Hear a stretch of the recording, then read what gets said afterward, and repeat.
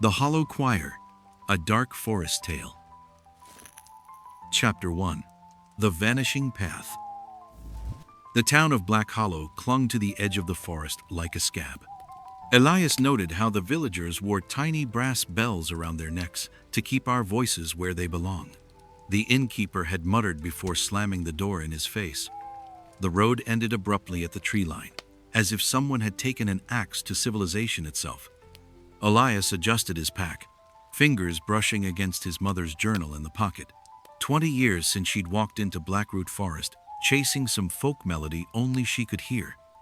They'd found her shoes at the edge, polished and arranged neatly, as if she'd simply stepped out of them. The first step onto the forest path sent a jolt through his bones.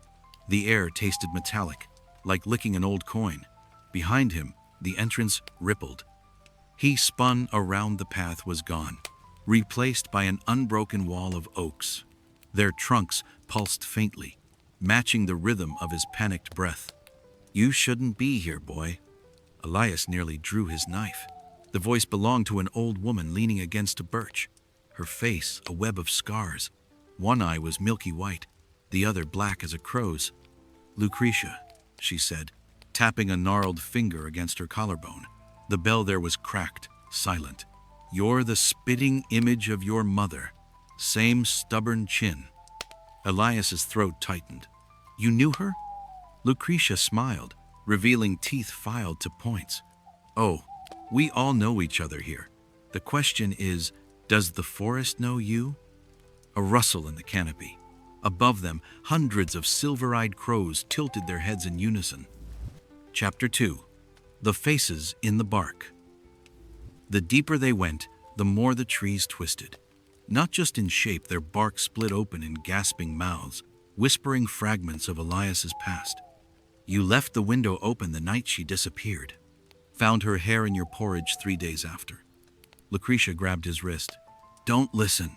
It's just picking through your memories like a magpie with shiny things." Elias yanked free, pressing his palm against a weeping fissure. The sap burned, searing his fingerprints away. When he pulled back, the tree's lips formed his mother's voice. "Elias, why won't you sing for me?" The crows erupted from the branches in a feathered hurricane. One landed on his shoulder, dropping something into his Laph's own pocket knife, the one he'd left on his nightstand. The blade was black with dried blood. Lucretia went rigid. "It's making its move. The offering stone isn't far now." Elias barely heard her. The crow was whispering in his ear, its breath reeking of rotting choir robes. "She's waiting at the altar. All you have to do is harmonize." Chapter 3. The Offering Stone. The clearing stank of wet earth and burnt sugar. At its center stood a slab of basalt, stained with centuries of sacrifices. On it lay a doll crudely stitched from leaves and what looked like human skin. Its button eyes were Elias's mother's. Lucretia made the sign of the horned god. "Don't touch it. That's how it gets." Elias was already reaching. The moment his fingers brushed the doll, his vision shattered into fragments. A Puritan girl screaming as roots burst from her mouth. His mother kneeling at the stone, her lips sewn shut with vine. Lucretia, young and weeping, carving a name into the doll's chest. The visions cut off as Lucretia drove her boot into the altar. The forest shrieked. Vines lashed around her legs, moss surging up to gag her. Elias tried to pull her free only for her skin to split like bark, revealing hollow darkness beneath. Her remaining eye rolled toward him, terrified. "Run, you fool! It's not a forest, it's a—" The vines yanked her underground.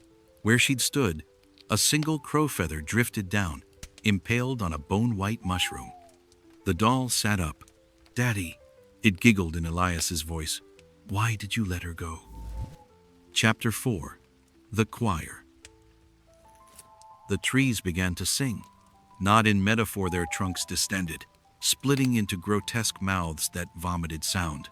The melody was his mother's lullaby, warped beyond recognition. "Hush now, don't you cry. The hollow eats your lullabies."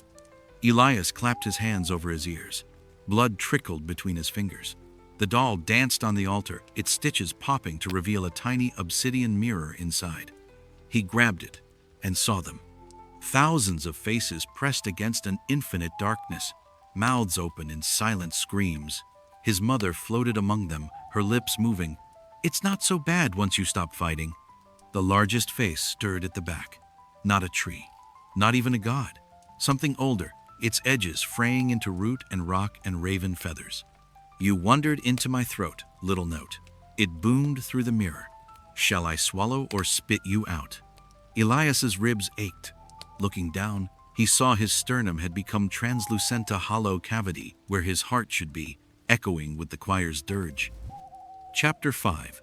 The Last Verse. The knife was in his hand. The doll's laughter rang in his skull. "Cut the threads! Free us!" begged the faces in the mirror.